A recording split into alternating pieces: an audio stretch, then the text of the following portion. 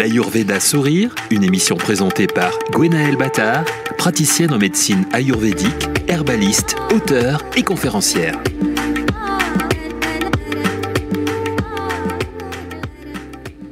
Bonsoir mes superbes pépites, je suis ravie de vous retrouver ce soir pour la suite de nos aventures à travers les paysages de l'Ayurveda Sourire. On a déjà parlé lors des derniers épisodes de plusieurs facettes de l'Ayurveda Sourire, en commençant par les bases pour comprendre ce qu'est l'Ayurveda, puis après on y a ajouté une bonne dose d'optimisme, on a profité de l'été de la meilleure façon qui soit, on a exploré la lune et sa magie, la philosophie du yoga. Et aujourd'hui, je suis heureuse de toucher à des sphères plus énergétiques pour continuer à vous relier avec le sourire, à votre part de sacré, à votre joie naturelle, votre nature profonde, en faisant recirculer l'énergie, comme il se doit, dans votre corps et dans tous vos corps d'ailleurs, en vous parlant des chakras. Pour m'accompagner ce soir, j'ai le grand bonheur d'accueillir un guérisseur des temps modernes, un homme qui respire le soleil et la bonne humeur. Il est énergéticien, thérapeute holistique et auteur d'un livre qui est sorti aux éditions First sur sa pratique « Une énergie qui guérit ». Cette énergie qui guérit. Cette énergie. Bonjour. Cette énergie qui guérit, itinéraire d'un guérisseur des temps modernes. Bonsoir Romain Cabu. Bonsoir Gwenaëlle. Alors du coup, pour commencer, on va déjà refaire le point sur les chakras. Les chakras qui se disent en réalité chakras sont des centres énergétiques. C'est comme un point de jonction en fait, un peu entre différents canaux énergétiques. C'est une espèce de roue qui fait circuler les énergies à différents étages du corps et qui nous relie au monde subtil et à l'extérieur. Alors, ils sont pas à proprement parler situés dans le corps physique, mais plutôt dans des couches un petit peu plus subtiles. Et chaque chakra, en fait, a une fonction, il a une fréquence, il a une couleur. Et il est relié aussi à une glande endocrine dans le corps physique, ce qui permet en fait de le matérialiser de façon un petit peu plus claire. En Ayurveda, la notion de chakra, elle est très importante parce que leur bon fonctionnement permet une circulation énergétique adéquate. Et puis, un fonctionnement harmonieux des chakras sera particulièrement utile aussi pour tout ce qui est maladies chroniques, des maladies aussi qui sont très installées, l'immunité un petit peu basse ou la fatigue importante, l'asthénie. Donc, en fait, tout ça, ça peut accompagner. Il y a 7 chakras principaux qui sont situés le long d'une espèce de colonne vertébrale énergétique qui s'appelle Sushumna. Et il y a aussi en fait 49 micro-chakras. Donc le chakra racine, Muladhara, qui est donc le premier chakra, qui est situé entre les organes génitaux et l'anus, est de couleur plutôt rouge, donc il est relié aux glandes surrénales. C'est un chakra en fait qui est relié à l'ancrage de façon générale, à la stabilité. Et d'ailleurs, on voit en Ayurveda qu'il y a beaucoup de troubles de l'énergie Vata, donc l'énergie de l'air, de l'éther, qui est reliée aussi à ce chakra-là. Après, les troubles en fait des doshas peuvent être reliés à tous les chakras, mais en tout cas, du coup, c'est le cas là pour ce chakra numéro 1. Le chakra numéro 2, donc Svadhisthana, qui est plutôt de couleur orange, lui est situé en fait entre le premier chakra et le nombril, et il est relié du coup plutôt aux organes reproducteurs, aux gonades. Là, en fait, on est plus en fait sur tout ce qui est sexualité et puis aussi la part de féminin et de masculin qu'on a en nous. Le troisième chakra, qui est le chakra solaire, Manipura, lui est plus de couleur jaune. Et là, il est plus au niveau du plexus solaire, il est plus relié au foie, à la rate, au pancréas. Et là, on est plus sur des émotions, on est plus sur un travail aussi de l'estime de soi et de pouvoir. Le quatrième chakra, le chakra du cœur, Anahata, qui est au milieu de la poitrine, lui est plutôt de couleur verte. Et donc là, on est en fait sur tout ce qui est amour universel, sur l'acceptation, la compassion, toutes ces choses-là. Et là, c'est relié au thymus. Après, le quatrième chakra, qui est le cinquième chakra, pardon, qui est le chakra de la gorge, donc Vishuddha, lui est plutôt de couleur bleu ciel. Et là, en fait, on est en fait sur tout ce qui est expression, sur la communication, et on est relié plutôt sur la glande thyroïde. Après, on passe au 6e chakra, Ajna, qui est le chakra du 3e œil, qui est donc dans la zone de l'hypothalamus, entre la glande pinéale et l'hypophyse.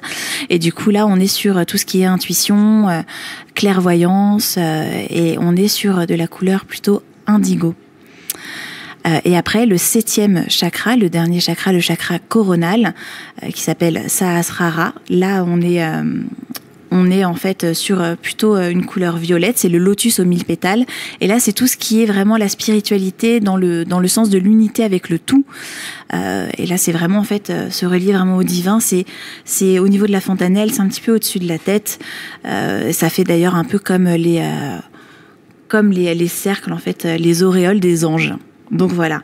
Donc ça, pour faire le petit point en fait sur les chakras, qui est quand même important, un petit rappel pour que vous puissiez vous resituer. Après, le chakra du cœur, il est important parce qu'en fait, c'est un médiateur entre les 3 premiers chakras, donc les chakras du bas, et les 3 chakras du haut. Donc les 3 chakras du bas qui sont plus reliés aux émotions et ceux du haut plutôt à la pensée. Donc c'est un médiateur en fait qui va faire un petit peu le tour, on va dire, entre les deux, qui va faire la jonction et qui va, avec la puissance du cœur, en fait, envoyer tout un champ électromagnétique au monde, tout ce qui est à l'intérieur de vous vers l'extérieur. Donc voilà, donc ça c'est le petit résumé sur les chakras. J'espère que ça a été clair pour vous, que vous n'êtes pas trop perdu avec les mots sanscrits. Qu'est-ce que tu en penses, toi, Romain ? Comment tu vois les chakras ? C'est quoi pour toi ? Pour moi, les chakras sont des centres d'énergie. Et ce que j'explique aux gens, en général, c'est que dans l'Ayurveda, on part du principe que chacun d'entre nous, être humain, mais tout comme la plante verte, le petit chat, etc., nous sommes une entité énergétique. Et les chakras sont là justement pour nous permettre d'échanger avec ce qu'on appelle le cosmos, c'est-à-dire les gens, les situations, les lieux, tout ça. Le premier chakra étant celui qui va nous relier à la terre, et le dernier au ciel. Et au milieu, c'est justement pour faire la jonction avec tout ce qu'il y a autour de nous. Mmh. Alors, moi, pour rajouter à la description que tu as donnée, le premier chakra, pour moi, celui qui est au niveau du périnée, c'est aussi le rapport relationnel avec la mère, la maman. Mmh. Il gère aussi l'instinct de survie, c'est-à-dire que quelqu'un qui a ce chakra complètement fermé, c'est quelqu'un qui peut être en dépression, en burn-out, c'est quelqu'un qui peut se jeter sous le métro, enfin, c'est quelqu'un qui n'a plus d'instinct de survie. Donc, c'est pour ça que ça peut aller assez loin, on va dire. Ensuite, deuxième chakra, on a parlé de la sexualité, mais on va mettre aussi dedans l'alimentation, on va mettre l'art, c'est-à-dire tout ce qui provoque des émotions positives, négatives. Et pour que les auditeurs comprennent bien le fonctionnement des chakras, si on prend un deuxième chakra fermé au niveau sexualité, c'est quelqu'un qui va avoir aucune libido, impuissance, rien du tout. Mais par contre, quelqu'un qui l'a beaucoup trop ouvert, parce qu'on parle souvent de se faire ouvrir les chakras, mais on parle rarement d'un chakra trop ouvert, c'est quelqu'un qui va être dans la perversion sexuelle, qui va avoir une libido un peu hors norme et qui va avoir besoin en permanence d'énormément de sexualité. Alors quelqu'un d'équilibré va être entre ces deux-là. Au niveau alimentation, complètement fermé, on va aller jusqu'à l'anorexie, beaucoup trop ouvert, boulimie. Et ainsi de suite. Alors on n'est pas soit au milieu, soit d'un côté, soit de l'autre, mais ce qui va se passer, c'est moins on va avoir d'énergie, et moins cette énergie va être de qualité, plus on va se laisser aller vers un côté ou l'autre. Pourquoi ? Parce qu'au lieu d'être en interaction avec le cosmos, on va être à la merci du cosmos. C'est-à-dire que on n'a pas la main, on a l'impression de ne pas conduire sa vie, de vouloir aller à droite, on va à gauche, de prendre une décision, c'est une autre qui est prise, et ainsi de suite. Ça, en général, ça décrit un état énergétique très faible, et plus l'énergie est manquante ou mauvaise, moins on va avoir la main sur tout ce que l'on fait. Mmh. Ensuite, troisième chakra, c'est le chakra de la confiance en soi, de l'estime de soi. Donc, quelqu'un qui va avoir ce chakra complètement fermé, c'est quelqu'un qui va parler tout bas, parce qu'il aura peur de déranger. Et par contre, quelqu'un qui l'a beaucoup trop ouvert, c'est quelqu'un qui va être ostentatoire, qui va se la péter en permanence, qui va « j'ai tout vu, j'ai tout fait », etc. Donc, il va prendre la tête à tout le monde. Là aussi, ce troisième chakra, en fait, il faut voir les chakras comme justement des fleurs de lotus. Donc, une fleur, ça peut s'ouvrir un petit peu, se refermer un petit peu, mais c'est pas grand ouvert ou complètement fermé. Donc, si jamais on doit intervenir devant 200 personnes lors de l'assemblée de je sais pas quoi, effectivement, ça peut être normal d'avoir une petite boule au ventre, comme on dit, et d'avoir le chakra qui se referme un petit peu. Bon, dans ces cas-là, il y a des choses très simples, comme l'huile essentielle de laurier noble à respirer. Ça permet de garder confiance en soi, estime de soi, etc. Il faut penser au laurier de César ou s'asseoir sur ses lauriers. Ça marche très, très bien. Mais en tout cas, plus on va être dans une bonne énergie, plus ces chakras vont rester justement sur ce juste équilibre, ce juste milieu.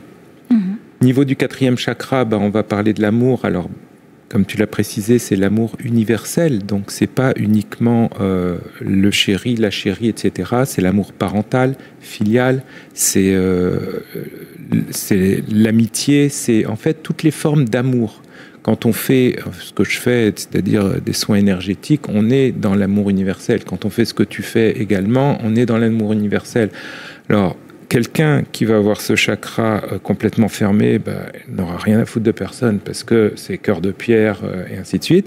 Par contre, qu'il a trop ouvert, ça va être le cœur d'artichaut et c'est la personne qui va être dans l'empathie permanente et qui va prendre toute la misère du monde dans ses bras. Donc, c'est pas bien non plus. C'est pas très agréable. En effet. Ensuite, le 5e chakra, donc, qui est au niveau de la gorge, c'est le chakra de la communication verbale et non verbale. Verbale, c'est tout simplement parler et être entendu et entendre ce que l'on nous dit, parce que c'est pas que par les oreilles, c'est par le chakra de la gorge. C'est le 5e chakra. Et non verbal, c'est la communication par l'écriture, par la musique, par l'art, par toutes les autres formes de communication qui ne sont pas verbales. Alors celui-là, quand il est bien fermé, ça peut être l'extinction de voix juste avant justement de passer devant les 200 personnes. Et quand il est trop ouvert, on a juste envie qu'il se taise parce qu'on n'en peut plus. Ouais, mais c'est aussi quand même beaucoup relié à comment on exprime sa vérité aussi. Oui, parce que de toute façon, il y a un truc très drôle, vous pourrez le remarquer la prochaine fois. Si jamais quelqu'un est en train de vous raconter un crack ou un truc moyen ou je sais pas quoi, il va tout de suite y avoir la SPA dans la gorge, un petit chat qui arrive et qui est... ou un truc comme ça. Et en fait, en général, c'est soit qu'on est en train de dire un truc... C'est pas forcément une histoire de vérité, de mensonge, mais en tout cas, on le dit pas droit comme il faut. Ou alors, c'est justement qu'on entend quelque chose qu'on n'a pas envie d'entendre ou qu'on n'entend pas ce que l'on aimerait entendre. Et c'est tout ça qui va créer justement les petits chats dans la gorge. Et puis quelqu'un qui a, je sais pas, des angines à répétition, c'est qu'il va y avoir un problème au niveau de ce chakra. De toute façon, en fait, il y en a à tous les étages. On verra ça après, mais... Ensuite, 6e chakra, donc l'accès à la spiritualité, l'intuition, donc chez quelqu'un, et puis la projection de la volonté. Quand on veut des choses, c'est par là que ça va se passer. C'est la tête qui envoie pour projeter les intentions, etc. Quand on va avoir ce chakra beaucoup trop ouvert, ça peut être quelqu'un qui a un don de médiumnité, mais qui ne contrôle pas, et donc qui va arriver à capter...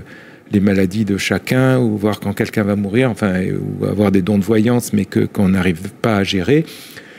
Quand par contre c'est bien fermé, on se dit qu'il faudrait faire ce truc-là, finalement on le fait pas, le surlendemain, mince, j'aurais dû le faire. Ça, c'est l'intuition qui est à plat. Ensuite, accès à la spiritualité. Tout le monde peut accéder à la spiritualité, mais plus ou moins en harmonie, on va dire. Et quelqu'un qui va avoir aucune spiritualité, le 6e chakra est bien fermé. Mais quelqu'un qui va être complètement perché en permanence, c'est le 6e qui est un peu trop ouvert. Et enfin le 7e, puisque le premier nous relie à la terre et rapport relationnel avec la maman, le 7e, c'est la relation au ciel et le relationnel avec le papa. Et ce qu'il y a de sacré pour chacun d'entre nous, que ce soit un petit Jésus, un Allah, un Bouddha, un être cher disparu, moi j'appelle ça ma Dream Team, tous ceux qui sont là-haut, mais en tout cas, on va être au niveau du divin, du sacré, et celui-là, quand il est bien fermé, c'est quelqu'un qui va être... c'est pas une histoire de pas avoir de foi ou de je sais pas quoi, mais en tout cas croire en rien et puis voilà. Et quelqu'un qui va l'avoir beaucoup trop ouvert, il va courir au monastère pour s'inscrire et puis passer ses journées là-bas. Donc on n'est pas encore une fois dans ces extrêmes forcément, mais en tout cas moins on va avoir d'énergie, moins l'énergie va être de qualité, plus on va aller vers ces extrêmes, et on peut passer aussi de l'un à l'autre en permanence, comme l'anorexie, la boulimie, et ainsi de suite. D'où l'intérêt de se faire harmoniser les chakras. Oui, parce qu'alors, Romain, toi, tu es le fondateur de Chakra Zen. Exactement. Parce que ça, du coup, je ne l'ai pas dit en présentation et c'est quand même important. Et tu accompagnes les gens aussi sur la réharmonisation de leur chakra grâce à l'énergie que tu captes. Exactement. Et tu travailles avec ta Dream Team. Alors, est-ce que tu pourrais nous en dire plus ? Alors, en fait, j'ai créé une méthode il y a 11 ans de ça que j'ai appelée rééquilibrage énergétique et harmonisation des chakras, parce que j'ai lié la médecine traditionnelle chinoise et l'Ayurveda indienne. Donc, ma Dream Team, c'est tout simplement ceux qui m'aident en permanence quand je suis en train d'aider quelqu'un, c'est-à-dire ce sont des êtres qui me sont chers et qui sont disparus. C'est mon papa, c'est mes chats, il y a des hamsters, enfin il y a des animaux. Il y a ma grand-mère, ma mère Odile, brésilienne, qui était mère de saint. Enfin, il y a plein de monde là-haut. Ensuite, il y a les VIP, on va dire. Et à chaque fois que je vais aider quelqu'un, c'est eux qui vont me donner l'intuition, le savoir, ce qu'il faut que je fasse pour faire du bien et jamais faire quelque chose qui ne soit pas bien. Oui, ils te guident, ils sont là avec toi. Exactement. En fait. Et du coup, alors toi, tu as fait la rencontre de l'Ayurveda, tu as sûrement trouvé des outils, mais en tout cas, ce que j'ai lu, moi, dans ton livre, c'est que tu utilises le chakra Vidya, donc c'est la connaissance, la sagesse des chakras, avec les cycles de 7 ans. Exactement. Est-ce que tu pourrais expliquer un petit peu aux auditeurs qu'est-ce que sont ces cycles de 7 ans ? Alors, en fait, on développe, c'est pour tout le monde pareil, ces chakras tous les 7 ans. C'est-à-dire que de 0 à 6 ans et 364 jours, on va développer le premier chakra. Et puis de 7 ans à 13 ans, 364 jours, le deuxième chakra, et ainsi de suite. Donc il va y avoir des cycles à 0, 7, 14, 21, 28, 35, 42. Quand on arrive à 49, hop, on repart en bas à partir du premier chakra. Mais ce qu'il faut savoir, c'est que pendant les 7 ans d'évolution de développement d'un chakra, on va expérimenter chaque année un autre chakra en secondaire. C'est-à-dire, je vais prendre le plus facile à décrire, le troisième chakra. C'est le chakra de la confiance en soi, de l'estime de soi. On commence à le développer à 14 ans. Et à 14 ans, on développe le troisième chakra en principal et le premier en secondaire. Donc, c'est-à-dire la confiance en soi, l'estime de soi et le relationnel avec maman. Et en général, quand ça doit bien péter avec maman, 14 ans, c'est pas mal. Ouais. Mais ça peut être aussi totalement fusionnel. Et c'est pour ça aussi, le premier chakra, c'est l'instinct de survie. Et les ados, parfois, à 14 ans, ils commencent à faire des grosses bêtises pour tester les limites, etc. 15 ans, toujours, troisième chakra, la confiance en soi, l'estime de soi. Et puis là, on va être au niveau de la sexualité, de l'alimentation. Quand il y a des problèmes de boulimie, d'anorexie, en général, c'est au paroxysme à cet âge-là. Et puis, sexualité, c'est pas forcément qu'on va avoir un petit copain, une petite copine, mais en tout cas, on va découvrir vraiment qu'on est sexué, et ainsi de suite. 16 ans, grand 3, petit 3, là, on est en plein dedans. Et pour peu que le prof fasse la réflexion devant toute la classe qu'il faut bien en vrac, ou bien le déjeuner de famille, on raconte le truc qu'il fallait pas, qu'est-ce qui se passe ? Le chakra, il prend des trous dans les ailes, parce que moi, je décris ça dans mon livre. Les chakras, c'est comme des moulins à eau. Donc, vous imaginez 4 grandes pales qui tournent dans l'eau comme ça. À 16 ans, c'est une pale du moulin qui part en orbite, et puis on la retrouve jamais. Et qu'est-ce qui va se passer ? Dans la construction de la confiance en soi, de l'estime de soi, cette personne va toujours avoir un petit problème de confiance, d'estime, etc. Et tant que c'est pas réparé, on a ça en permanence. Donc, à chaque âge correspond en fait un développement, et selon les choses de la vie, que ce soit des choses positives ou négatives, etc., ça va influer sur le développement de nos chakras, et c'est ce qui va construire notre personnalité. Et aussi nos peurs, nos envies, enfin tout. Ce qui est intéressant de voir aussi, c'est la période à partir de 42 ans. Donc, on développe le 7e chakra, qui est pleinement spirituel, divin, etc. Et puis, 42, on est grand 7, petit 1, c'est-à-dire en relation avec le premier chakra. Puis, 43, deuxième, 44, troisième, 45, 4e. À partir de 46 ans, on est toujours dans le divin, etc. On a envie d'exprimer sa spiritualité, puis on commence à dire que partirait bien dans un ashram en Inde pour aller voir ceci ou élever des lamas ou je sais pas quoi. Puis à 47 ans, c'est grand 7, petit 6. Alors là, on est pleinement dedans. Et là, on peut partir en Inde justement dans un ashram. À 48, c'est grand 7, petit 7. Donc effectivement, alors c'est pas pour tout le monde, il faut que l'évolution spirituelle se soit faite correctement pour arriver à ce niveau-là, mais ça peut être aussi un peu too much. Et c'est ce qui va faire que de temps en temps, dans les couples, il y en a un qui lâche tout, parce que de toute façon, il n'y a plus du tout le côté matériel des choses, c'est uniquement dans la spiritualité, et si ça va un peu trop loin, effectivement, on peut zapper beaucoup de choses. Là où il faut faire attention, c'est qu'à 49 ans, l'ascenseur, il redescend, et c'est grand 1, petit 1. Donc c'est là où on revient à la maison en disant je voulais pas partir. Alors quand on dit grand 1, petit 1, tout ça, en fait, le grand, c'est le chakra... C'est le chakra principal qu'on développe pendant 7 ans. C'est ça. Et le petit 1, c'est le secondaire qu'on expérimente année après année. Donc ça, c'est important, mes chères pépites, vous qui écoutez, de vous faire un petit plan, comme ça, pour pas être trop perdu si vous n'êtes pas en fait très au point sur les chakras. 1, 2, 3, 4, 5, 6, 7. Mais j'ai repris exactement. C'est ce que j'avais découvert dans un livre. C'est malheureusement plus, mais il est cité. En fait, j'ai remis ce tableau parce que franchement, ça peut aider beaucoup de gens dans leur couple, dans leur vie professionnelle, dans la façon d'élever les enfants, de comprendre le conjoint, de comprendre l'enfant, etc. Parce que ne serait-ce qu'une différence d'âge dans un couple, de voir qu'il y en a un qui est en plein ceci, l'autre qui est en plein cela, au lieu de se foutre sur la gueule, entre guillemets, parce qu'on n'est pas d'accord, on arrive mieux à comprendre l'autre et donc on arrive mieux à s'entendre. Et à partir de là, ça se passe très bien. Oui, du coup, vous retrouverez en tout cas tous les tableaux en fait avec les 7 années détaillées en fait dans le livre, encore une fois. Donc cette énergie qui guérit, itinéraire d'un guérisseur des temps modernes aux éditions First. Et le tableau dont parle Romain est inspiré du manuel des chakras, de la théorie à la pratique de Shalila Sharamon et Bodoji Baginski. Et puis pour ce qui est en tout cas du point sur les 7 chakras, pour avoir les couleurs, les noms, tout ça, et puis un peu plus de détails, vous avez tout ça également dans mon livre, donc l'Ayurveda sourire quand la joie du cœur et la santé du corps. Donc on va revenir à ce que tu disais, donc quand on change de cycle. En fait, donc quand on change de cycle, on passe d'un 100% spirituel à non pas un 100% matériel, parce que le premier chakra, grand 1, petit 1 à 49 ans, c'est pas que... Mais de toute façon, ça ne va pas être le même matérialisme qu'à 0 ans. Parce qu'à 0 ans, effectivement, un bébé, le matériel, c'est tout simplement le toucher. Et puis le rapport relationnel avec la mère, effectivement, à 0 ans, un bébé, il a besoin de sa maman, et ainsi de suite. Donc, ce qui va arriver pendant les 49 premières années, si jamais il y a des choses qui n'ont pas été réglées, ce qui va se passer, c'est qu'à partir de 49 ans, on risque de nous les resservir pour qu'on puisse justement les régler. D'où l'intérêt de se faire nettoyer, de se faire réharmoniser, etc. Mais en tout cas, de ne pas mettre ça sous le tapis, parce qu'à un moment, on soulève le tapis. Ouais. Donc oui, c'est important de le faire régulièrement, et puis alors peut-être encore plus du coup à chaque passage de cycle.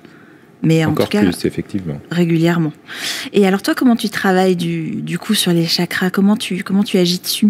Alors moi, c'est vraiment un don, c'est pas une pratique. Quand j'ai la main au-dessus d'un chakra, je sens si déjà l'énergie passe. C'est pour ça qu'en général, je fais ça en fin de séance. C'est-à-dire que d'abord, je fais un rééquilibrage énergétique, j'enlève les mauvaises énergies, je mets les bonnes énergies. Et ensuite, quand je vais au-dessus du chakra, soit je sens une tête d'épingle. Donc ça veut dire qu'il est tout fermé, soit c'est débordant, là c'est qu'il est un peu trop ouvert, et puis je vais le faire tourner dans le sens qu'il faut, parce que les chakras tournent dans un sens précis. Chez une femme, le premier chakra tourne dans le sens inverse des aiguilles d'une montre, le deuxième, sens des aiguilles, troisième, sens inverse, et ainsi de suite. Et chez un homme, c'est le contraire. C'est là aussi pourquoi les hommes et les femmes s'entendent-ils bien, mais en même temps, de temps en temps, ils bug. Mais en tout cas, ils sont parfaitement complémentaires. D'ailleurs, on ne serait pas là pour en parler si ce n'était pas le cas. Tout à fait. Ça, c'est une très belle transition. Hein. Et alors, du coup, donc tu sens quand il y a des dysfonctionnements. Et en Ayurveda, par exemple, il y a des troubles en fait qui sont très souvent reliés en fait à des dysfonctionnements de certains chakras. C'est des choses en fait qu'on peut sentir, par exemple, dans la lecture du pouls. Moi, en consultation, c'est là où je peux détecter des choses. Et puis, on voit par exemple que là, c'est un peu logique, mais pour donner des exemples justement parlants, que quand il y a des troubles de la fertilité, par exemple, ça peut se ressentir au niveau du deuxième chakra. Et puis après, ça peut être comme ça en fait sur tous les chakras. Mais la fertilité, c'est quelque chose qui est important pour toi, puisque tu accompagnes beaucoup les femmes là-dessus. Exactement. Oui, parce que c'est pareil, ça fait partie du don. C'est que j'aide certaines femmes à tomber enceintes. Et très souvent, effectivement, il y a un dysfonctionnement au niveau du deuxième chakra. Mais il m'est arrivé de voir, c'est un exemple que je donne dans le livre, je travaillais sur une femme qui n'arrivait pas à avoir un bébé, et au bout de plusieurs séances, j'ai compris que non, c'était pas au niveau du deuxième chakra que ça se passait, mais c'était au niveau du quatrième chakra, c'est qu'elle ne s'aimait pas elle-même, et donc si elle ne s'aimait pas, elle ne pouvait pas mettre au monde un enfant. Et à partir de là, en rétablissant le quatrième chakra, elle est tombée enceinte. Alors le deuxième chakra, donc je rappelle, qui est le chakra sacré, qui est au niveau qui est chakra sexuel entre guillemets, parce que c'est pas vraiment exact. Pas que, oui. Exactement, c'est pas que ça. Et le chakra numéro 4, qui est le chakra du cœur, donc qui est dans l'amour. Voilà. Exactement, parce que le quatrième chakra, c'est aimer, accepter d'être aimé et s'aimer soi-même. Et ça, c'est pas donné à tout le monde aussi. C'est un gros travail. Oui. Et justement, est-ce que tu as remarqué qu'il y a des dysfonctionnements en fait sur certains chakras plus que sur d'autres qui reviennent de façon régulière? Parce que comme on manque beaucoup d'ancrage de nos jours, qu'on n'est pas beaucoup en fait, il y a beaucoup de troubles de l'estime de soi, de l'affirmation de soi, de ses dons, de son identité aussi. Est-ce qu'il y a des choses qui ressortent particulièrement? Il est clair que le troisième chakra, donc la confiance en soi, l'estime de soi, du plexus solaire, Manipura.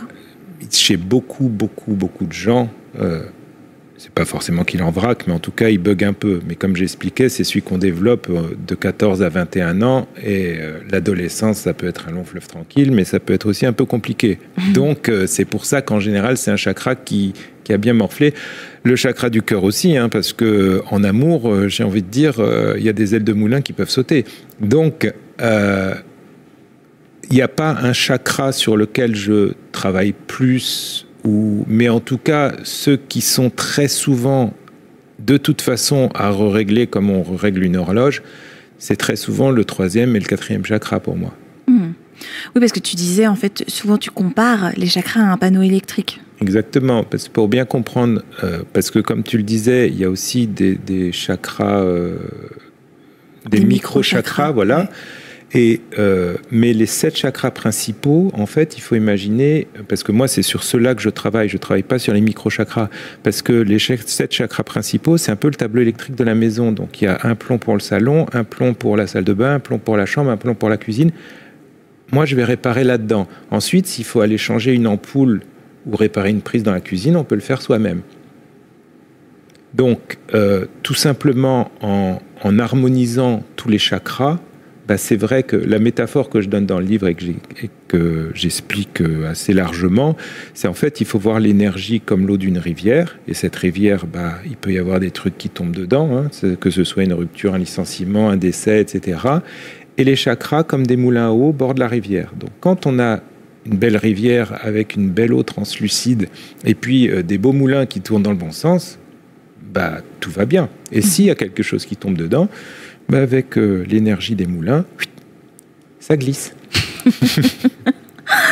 Et du coup, en Ayurveda, pour le bon fonctionnement des chakras, bien sûr, nous, en Ayurveda, on passe beaucoup par le corps pour atteindre les sphères un petit peu plus subtiles.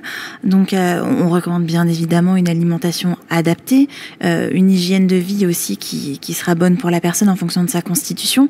L'hygiène de vie, c'est aussi les pensées, c'est aussi en fait, tout ce qu'on génère dans la tête, dans le mental, dans l'esprit. C'est également, l'hygiène de vie, c'est également les mots qu'on va utiliser pour se parler à soi et aux autres.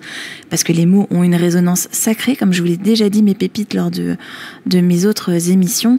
Le son Shabda est vraiment sacré en Inde, donc c'est important, les mots qu'on utilise. Et d'ailleurs, les thérapies pour les chakras qu'on utilise beaucoup, en tout cas, nous, c'est tout ce qui va amener vers un éveil spirituel. Après, éveil spirituel, il faut mettre des guillemets à ça parce que on est tous différents.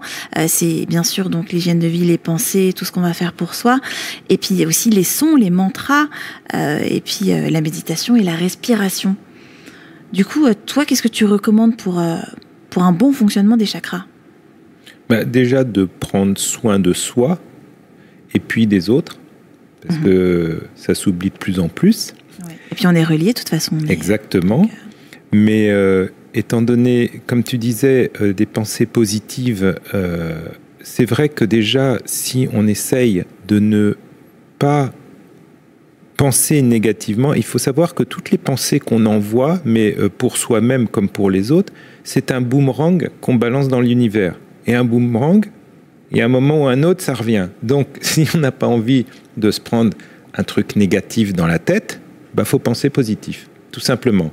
Et même s'il y a des choses douloureuses dans la vie, des choses compliquées, etc., il faut toujours essayer d'en tirer la partie positive, la partie qui finalement nous fait avancer. Parce qu'en général, quand on a des épreuves, c'est aussi pour nous faire avancer. Exactement, parce qu'en fait, on crée en permanence sa réalité. Et puis finalement, ma mère me disait toujours, et d'ailleurs pour moi c'est un peu un mantra et une phrase sacrée, qu'il ne faut jamais blâmer une contrariété. Il y a toujours quelque chose de mieux qui vient derrière. Ouais. Ah mais elle était très divine, ma mère. Et du coup, alors toi, quand tu travailles sur les chakras, tu utilises l'énergie en fait de l'univers. Ah oui, de toute façon, quand je travaille, j'utilise l'énergie. Et au début, j'utilisais mon énergie. Donc, je faisais une séance tous les 15 jours, il y a 15 ans. Et puis ensuite, j'ai compris que ce n'était pas mon énergie qu'il fallait que j'utilise, mais l'énergie universelle, parce qu'elle est à disposition, elle est là pour tout le monde. Et donc, c'est cette énergie que j'utilise aussi bien pour faire les rééquilibrages que ensuite pour harmoniser les chakras. Et ce que j'ai expliqué aussi, alors ça, je le fais pas depuis longtemps et ça peut paraître un peu bizarre, mais j'ai découvert que je pouvais aussi changer un chakra qui bug. C'est-à-dire quand vraiment le moulin, il a trop pris dans les dents et puis il y a plus d'ailes, etc., plutôt que d'essayer de le réparer, de le rafistoler, en fait... je le dépose et puis j'en demande un autre, c'est l'univers qui me le donne et je le pose sur la personne et ça permet vraiment de régler parfois des situations qui étaient insolvables. Des trucs où on n'avait plus d'espoir. Ah oui, que ce soit psychologiquement, physiologiquement, enfin à tout niveau. Oui. Et du coup, tu peux travailler à distance aussi. Hein. Ça, c'est important peut-être de le dire justement, puisque cette énergie-là, tu t'y connectes tout le temps. Donc, Exactement. Et oui, on m'a donné ça aussi, c'est de pouvoir agir à distance, ce qui fait que je fais des séances dans le monde entier à des gens que j'ai jamais vus. Alors on me demande, vous avez besoin d'une photo? Non, c'est pas une question de photo, j'ai juste besoin d'un prénom, d'un lieu, et puis hop, je me mets au-dessus de ma table exactement comme si la personne était là, et je vais travailler exactement de la même manière, faire les gestes, et ainsi de suite. Et en général, les résultats sont là aussi. Est-ce que tu aurais un petit mot de la fin, Romain, avant qu'on présente tes activités? Tout simplement, le livre que mon épouse et moi-même avons écrit, c'est mon histoire, mais c'est au-delà de mon histoire. C'est Lilou Massé qui m'a dit « tu devrais écrire un livre sur ce que tu fais, etc. » Parce qu'il y a des gens qui demandent s'ils ont quelque chose, s'ils ont un don, ce qu'ils peuvent faire pour prendre soin d'eux. Et tu as parlé de respiration, tu as parlé d'alimentation. Tout ça est très bien décrit dans le livre. De, par exemple, faire 3 respirations par jour tous les matins quand on se réveille, plutôt que de se prendre tout de suite la tête de savoir si ceci, à quelle heure est le rendez-vous. On respire 3 fois. On inspire, on expire, en pensant qu'à ça. Ça, c'est énergie du ciel. Donc, quand on respire, on se fait du bien. Et puis, on va se calmer un petit peu. Et comme ça, si jamais, avant la réunion... avec le grand directeur, on fait 3 respirations, on va y aller un petit peu plus cool. Ouais, une meilleure circulation du prana, de l'énergie vitale. Exactement. Parce que du coup, tu fais aussi des stages, grand public. J'anime des stages, effectivement, qui sont pour le grand public. Alors, il n'y a pas beaucoup de gens, c'est 6-8 personnes maximum. Mais en fait, pour expliquer à tout un chacun déjà de prendre conscience de cette énergie, la ressentir, parce qu'on peut la ressentir, et puis ensuite en faire quelque chose, c'est-à-dire de pouvoir faire un massage de bien-être, hein, mais un massage énergétique, c'est-à-dire pas juste des papouilles, c'est vraiment donner une intention là-dedans, et puis se protéger quand on le fait, parce qu'on peut vivre, prendre les mots, les miasmes de ses proches, ou de pas de ses proches, hein, de quelqu'un, à partir du moment où on y va comme ça, en vol libre. Non, il faut se protéger, donc demander protection, que ce soit à sa Dream Team, que ce soit à des pierres, que ce soit...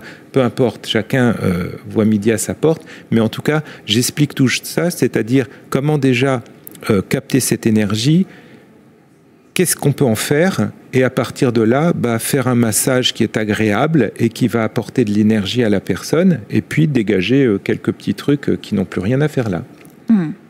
Donc du coup, pour en savoir un petit peu plus déjà donc sur la pratique de Romain, vous pouvez commencer par lire son livre « Cette énergie qui guérit, itinéraire d'un guérisseur des temps modernes » aux éditions First. Vous pouvez aussi participer à un stage pour pouvoir voir un peu comment ça marche et puis essayer, vous, d'utiliser votre propre énergie et comprendre Exactement. ça d'un point de vue plus pratique. Et puis sinon, on peut aussi prendre rendez-vous avec toi. Oui. Alors, je ne cache pas que j'ai une longue liste d'attentes. Oui, tu es victime de ton succès. Là, oui, il y a vraiment beaucoup d'attentes. Mais en tout cas, oui, moi, je fais des séances toute la journée. Mais malheureusement, il n'y a que 7 jours dans la semaine et 24 heures dans la journée. Et je ne suis qu'un. Donc, je fais ce que je peux. Oui, tu fais au mieux.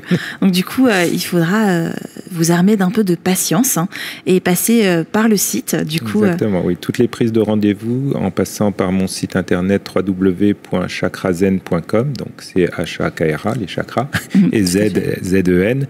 Et dans la rubrique contact, vous mettez votre nom, votre prénom, votre téléphone, la raison de... Et vous allez recevoir déjà automatiquement toutes les informations. Et ensuite... on vous appellera pour essayer de vous donner un rendez-vous. Bon, en tout cas, vous retrouverez de toute façon toutes les informations sur Romain en description de cette émission. Et puis, en ce qui concerne l'Ayurveda Sourire, mes chères pépites, vous pouvez bien évidemment me suivre sur Instagram, sur Facebook ou sur mon site, Mihira Ayurveda. Et d'ici notre prochain rendez-vous, je vous envoie une myriade de sourires. Je veux remercier Romain avec le cœur pour sa présence. Merci à toi, Gwenaëlle. Merci à vous pour votre attention. Et merci à tous. Et je vous dis à très bientôt pour la suite de nos aventures. Surtout, souvenez-vous, mes chères pépites, que la joie du cœur est la santé du corps. À bientôt. L'Ayurveda Sourire, une émission présentée par Gwenaëlle Battard, praticienne en médecine ayurvédique, herbaliste, auteure et conférencière.